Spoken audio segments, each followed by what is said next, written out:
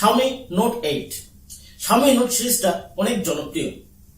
Xiaomi Note 7 Pro এর পরে Xiaomi Note 8 Pro বাজারে নিয়ে এসেছিল এবং Note 8 এর Pro এর পরে Note 8 বাজারে রিলিজ করেছে এবং লাস্ট 15 দিন ধরে আমি এই Note 8 টা ইউজ করছি।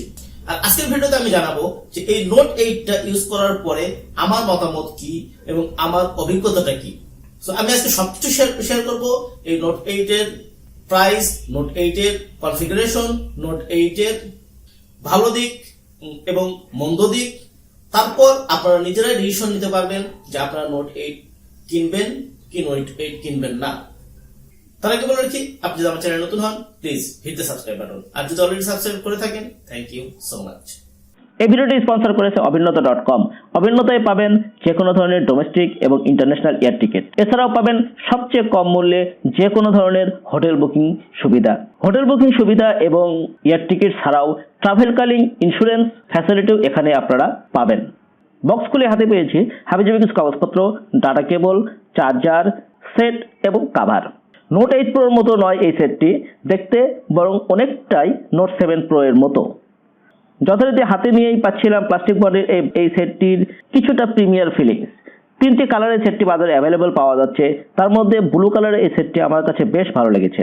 এছাড়াও মুনলাইট হোয়াইট এবং স্পেস ব্ল্যাক কালারও বেশ এলিট লাগছিল। একদম উপরে কর্নারে তাকালে দেখতে পাবেন একটি এলইডি ইন্ডিকেটর। ফোনটির দুই সাইডে দেখতে পাবেন গরিলা গ্লাস প্রোটেক্টর কর্নিক 5। হাতে বেশ ভালোই গ্রিপ হচ্ছিল, পিছলে পড়ে যাচ্ছিল না। তারপরও বক্সে থাকা কাভারটি ইউজ করলে আরো বেশ ইজি সেটটি হ্যান্ডেল করা যাচ্ছিল। সেটটির ওজন 190 গ্রাম।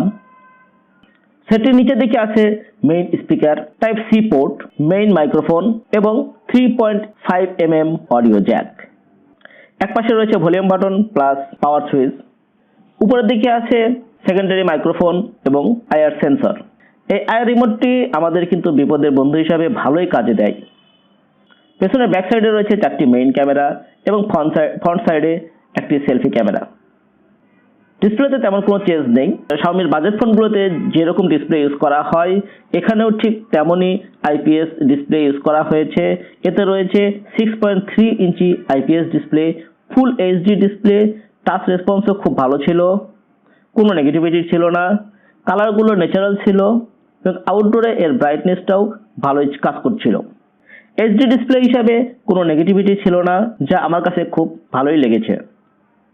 সেটের পেছন সাইডে রয়েছে ক্যামেরার ঠিক নিচের দিকেই fingerprint sensor. Xiaomi fingerprint sensor বরাবরই খুব ভালো হয় এবং খুব ফাস্ট কাজ করে, এটাও তার ব্যতিক্রম হয়নি।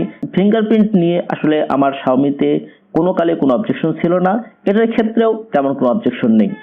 ফিঙ্গারপ্রিন্টটা খুব ভালোই কাজ করছিল, অনেক ফাস্ট আনলক করা যাচ্ছিল। ফিঙ্গারপ্রিন্ট ছাড়াও সিকিউরিটি হিসাবে সামনে রয়েছে face unlocking system. Face unlocking সিস্টেমটা ভালোই কাজ করছিল, তবে লো লাইটে কাজ করতে একটু স্লো কাজ করছিল। তারপরও মোটামুটি অন এভারেজ ভালোই আউটপুট ছিল। এবার হার্ডওয়্যার সেকশনে। হার্ডওয়্যার সেকশনে ছিল স্ন্যাপড্রাগন 665, যেটা সম্বন্ধে আপনারা সবাই মোটামুটি অবগত আছেন, কারণ এবছরে Xiaomiর বাজেট ফোনগুলোর মধ্যে এই চিপসেটটি ছিল সবচেয়ে বেশি। জিপিইউ হিসেবে আছে Adreno 610, যা দৈনন্দিন সব কাজে অনায়াসে সেরে ফেলতে পারবেন। তবে আমার কাছে মনে হয়েছে এই প্রসেসরটি আর 2-1 বছর কাজ করবে, তারপর হয়তো প্রসেসরের পারফরম্যান্সটা কিছুটা ড্রপ করতে পারে। বড় বড় অ্যাপ যেমন গুগল ম্যাপস, ইউটিউব অন করতে গেলে কিছুটা সময় নিচ্ছিল।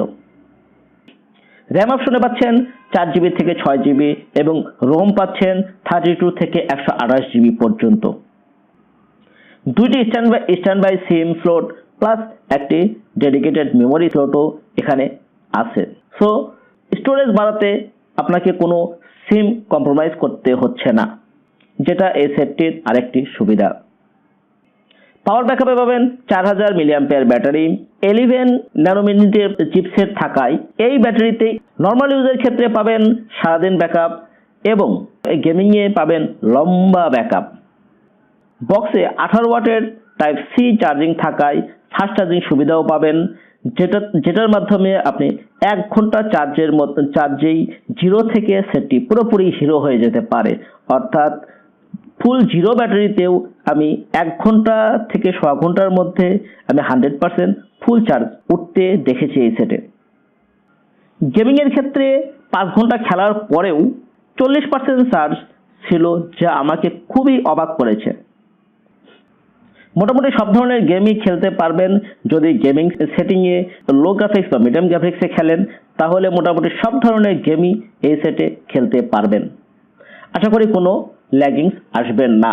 তবে ফুল গ্রাফিক্স বা হাই গ্রাফিক্সে খেললে সেটটির পারফরমেন্স আমার কাছে খুবই খারাপ লেগেছে।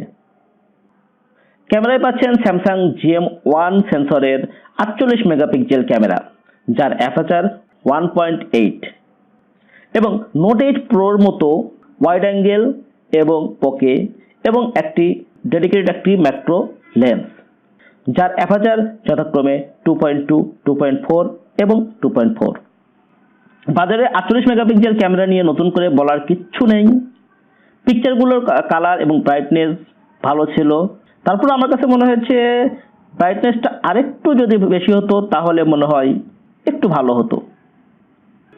ডে লাইটে রেজাল্টটা ভালোই ছিল, বাট লো লাইটে পিকচার ক্যাপচারের ক্ষেত্রে কিছুটা নয়েজ ছিল। ওয়াইড অ্যাঙ্গেল পিকচারগুলো ভালোই ক্যাপচার করছিল, এর কালারের কিছুটা কমতি আমার কাছে মনে হয়েছে। 2 মেগাপিক্সেলের 2.4 অ্যাপারচারের ম্যাক্রো লেন্সের ছবিগুলো খুবই ভালো ছিল, যা আমার নজর কেড়েছে। নোট 8 প্রোর সাথে তুলনা করলে প্রায় একই মনে হয়েছে ছবিগুলোর মধ্যে আমি তেমন কোনো ডিফারেন্স খুঁজে পাইনি। ফ্ল্যাশ লাইট অন করে ছবি তুললে ছবির পারফরমেন্সটা ভালো পাওয়া যাচ্ছিল, কিন্তু ফ্ল্যাশ ছাড়া ছবিগুলো একটু লো কোয়ালিটি আমার কাছে মনে হয়েছে। এবার আসি সেলফি ক্যামেরা, যার অ্যাপারচার 2.0 এবং ক্যামেরা 13 মেগাপিক্সেল। আমার কাছে মনে হয়েছে নোট 7 প্রো এর সাথে কোনো পার্থক্য নেই। পোর্ট্রেট মোডের ছবিগুলোর ক্ষেত্রে সাবজেক্টটা ভালোই ক্যাচ করছিল এবং ব্লার বেশ ভালো ছিল।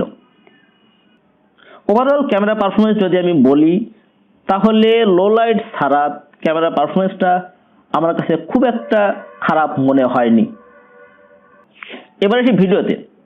4K রেজলিউশনে ভিডিও শ্যুট করা গেলেও 4K রেজলিউশনে 30 fps এর ভিডিও শ্যুট করলেও আমার কাছে 4K রেজলিউশনের ভিডিওটা সন্তোষজনক মনে হয়নি। এবার আসি ফুল এইচডিতে।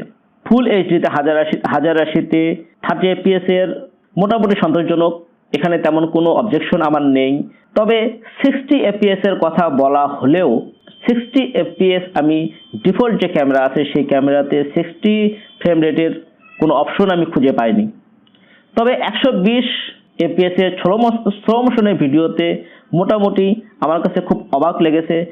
খুব সুন্দর আউটপুট, আমি স্লো মোশনের ভিডিওগুলোতে আউটপুটটা খুব সুন্দর পেয়েছি। ভিডিও শেষে স্লো মোশনের ভিডিওটা আপনাদেরকে দেখাবো, তখন দেখতে পারবেন। তবে ভিডিও শুটের ক্ষেত্রে লেন্স সুইচ করা যাচ্ছিল না, জিনিসটা আমার কাছে মনে হয়েছে যে যদি ভিডিওর ক্ষেত্রেও লেন্সটা সুইচ করা যায় তাহলে হয়তো এই অপশনটা রাখলে হয়তো আরেকটু ভালো হতো। এবার আসি মেইন কথায়। 4GB র্যাম এবং 64GB রোম। এই সেট অফিসিয়াল প্রাইস 18,999, তবে আনঅথরাইজড সেট কিনলে 15,000 থেকে 15,500 এর ভিতরেই এই সেটটি পেয়ে যাবেন। তো বাজেটের দিকে যদি আমি হিসাব করি, তো বাজেট হিসাবে আমার কাছে ওভারঅল সেটটি খারাপ মনে হয়নি। এখন বাদবাকিটা ডিসিশনটা আপনার। তো এই ছিল মোটামুটি আমার ভিডিও। যদি ভিডিও ভালো লাগে তাহলে অবশ্যই ভিডিওতে একটা লাইক দিবেন, কমেন্টস করে জানাবেন কেমন লাগলো এবং আপনার ফ্রেন্ডদের কাছে শেয়ার করবেন।